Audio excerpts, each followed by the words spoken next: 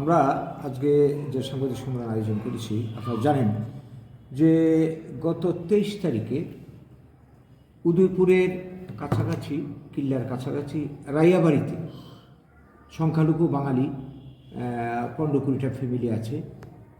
এরা 80 জুনের দাঙ্গা একবার আক্রান্ত।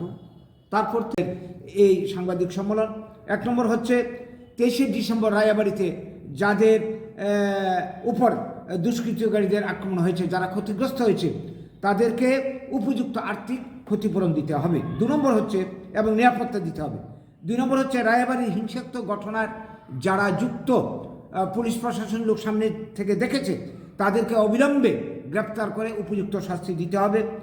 3 নম্বর হচ্ছে যতক্ষণ পর্যন্ত না বিকল্প ব্যবস্থা করা যায় তাদেরকে এখান থেকে উচ্ছেদ করা যাবে না। আমাদের প্রশ্ন, যারা দীর্ঘদিন ধরে এখানে ছিল এইখানে পাট্টা দেবে উপজাতিদের, কারণটা কি? সারা রাজ্যে আর কোনো জায়গা নেই। আমরা লক্ষ্য করছি উপজাতিদের পাট্টা দেওয়ার নামে যেখানে বাঙালি গেছে সেখান থেকে বাঙালিদেরকে উচ্ছেদ করে এই জায়গাতে পাট্টা দেওয়া হচ্ছে। এটা তো উদ্দেশ্য পরিষ্কার যে বাঙালিদেরকে এডিসি ছাড়া করা হবে, ত্রিপুরা ছাড়া করা হবে। আমরা এটা মানতে পারি না। তারপর বাঙালিদের আমরা যেটা চাইছি লাস্টে, যারা বাঙালিদের যে সাংবিধানিক অধিকার, স্বাধীনতার জাতীয় প্রতিশ্রুতির বাস্তবায়ন, এই হচ্ছে আমাদের 3টা দাবি। এই বক্তব্য আপনাদের মাধ্যমে আজকে আমরা সারা ত্রিপুরায় ছড়িয়ে দিতে চাইছি এবং রায়াবাড়ির সংখ্যালঘু আমাদের বাঙালি ভাই যারা আছে তাদের পাশে আমরা আছি, এই বার্তাটুকু আমরা দিতে চাইছি। এবং এই রাজ্যের যারা শুভবুদ্ধি সম্পন্ন গণতন্ত্র প্রিয় নাগরিক যারা আছেন তাদেরকে আবেদন জানাচ্ছি, বাঙালির এই জাতির দুর্যোগের দিনে আপনারা আমাদের অস্তিত্ব এবং অধিকার রক্ষার সংগ্রামে আপনারা সহযোগিতা করবেন।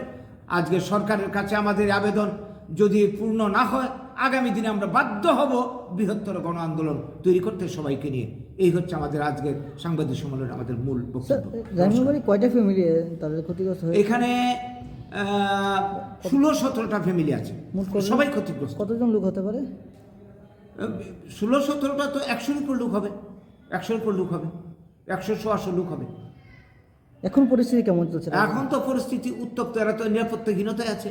কোন সময় আবার বড় আক্রমণ হয়, আবার কিডন্যাপ হয়, এই ধরনের খবর আমরা যতটা জানি। সরকার থেকে তো কোনো ধরনের সহায়তা না, এই পর্যন্ত তো সহায়তা পেয়েছে বলে আমাদের কাছে কোনো খবর নেই। আর আপনাদের আন্দোলন কবে নাগাদ হতে পারে? যদি আমরা তো অপেক্ষা করছি, আমরা সারা রাজ্যের সবার সঙ্গে যোগাযোগ করছি। ঘটনাটা তো শুধু রায়বাড়ি ঘটছে তাই না, সারা ত্রিপুরা এই ধরনের বহু অভিযোগ আমাদের কাছে আসছে। আমরা সবাইকে বলছি সংঘবদ্ধ হওয়ার জন্য, সবাইকে নিয়েই তো না আন্দোলনটা করতে হবে। বাড়িঘর ধ্বংস হচ্ছে, লুটতরাজ হচ্ছে, প্রচণ্ডভাবে ক্ষতিগ্রস্ত। এরা কিন্তু যে জায়গাতে আক্রমণটা হচ্ছে সেখানে বহু বছর ধরে একটানা বসবাস করছে এবং এইখানকার যে কৃষিজ ফসল, বনজ ফসল এদের মাধ্যমে যা উৎপন্ন হয় এগুলির উপর নির্ভর করেই ওদের জীবিকা নির্বাহ। তো দেখা যাচ্ছে কি বারবার এইভাবে আক্রমণ করার ফলে তারা এখন বেঁচে থাকাই এখন কষ্টকর। তারপর গত 23 তারিখ আবারও আক্রমণ হয়। এই আক্রমণে দেখা গেল কি যে পুলিশ প্রশাসন লোকেরা সামনে উপস্থিত, তাদের উপস্থিতিতেই দুষ্কৃতকারী যারা বাঙালি বিদ্বেষী যারা চাইছে এই অঞ্চল থেকে তাদেরকে উচ্ছেদ করে দিয়ে জায়গা দখল করতে, তাদের চোখের সামনে, প্রশাসন লোকের চোখের সামনে ঘরে আগুন দিল, লুটতরাজ করলো, মূল্যবান গাছ, রাবার গাছ থেকে শুরু করে বিভিন্ন গাছ কাটলো, তাদেরকে প্রাণনাশের হুমকি দিল, এলাকা ছাড়ার হুমকি দিল। এইখানে অবস্থায় তারা উপস্থিত প্রশাসনের লোকদের কাছে কাতর আবেদন জানালো। এর আগেও তারা অনুরোধ করে এসছে এই জন্য পরিস্থিতি হতে পারে, জেনে গত কয়েকদিন আগের থেকে এরা আশঙ্কা করছিল আক্রমণ হতে পারে। কিন্তু দেখা গেল তাদের উপস্থিতিতে এই ঘটনা তারা কোনো অ্যাকশন নিল না।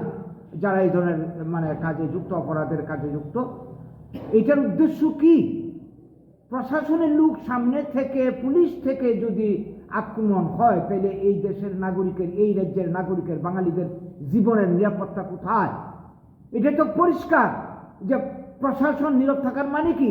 তাদের হয়তো প্রচ্ছন্ন মদত আছে এখানে এবং বিভিন্ন রাজনীতি দলের মদত রয়েছে এখানে। যারা সে 80 জনের গণহত্যার পর থেকে আজ পর্যন্ত বাঙালির উপর বারবার আক্রমণ হচ্ছে, কিডন্যাপ হয়েছে, খুন হয়েছে, লক্ষ লক্ষ বাঙালি আদৌ বাড়ি ঘরে ফিরতে পারেনি, এই নিয়ে কেউ একটা মুখের কথা বলছে না। অথচ আমরা দেখছি সরকারের দ্বিমুখী নীতি, বৈমাতৃসুলভ নীতি কাঞ্চনপুর ভিন রাজ্যের রিয়াংদেরকে আমাদের এই রাজ্যে পুনর্বাসন দিল, অথচ আমাদের এই রাজ্যের মানুষ বারবার আক্রান্ত হচ্ছে, তাদের পুনর্বাসন নেই, কাঞ্চনপুরও নেই, এখানেও নেই। এবং আমরা গত 2 বছর আগে দেখেছি মাছমারা সহ আসারামবাড়ি সহ বিভিন্ন জায়গাতে এডিসিতে মানে থেকে উচ্ছেদ করার নোটিশ আসছে। তো এইটাতে আমাদের পরিষ্কার যে সবাই বাঙালি বিদ্বেষী, বামেরও বাঙালি বিদ্বেষী, এখনো যারা আছে তারা বাঙালি বিদ্বেষী, কেউ বাঙালির পক্ষে নেই। কাজে এইটা আমরা মেনে নিতে পারি না। বাঙালিরা ত্রিপুরা রাজ্যের নাগরিক, ভারতের নাগরিক, আমাদের পরিশ্রমে এই ত্রিপুরা গড়ে উঠেছে।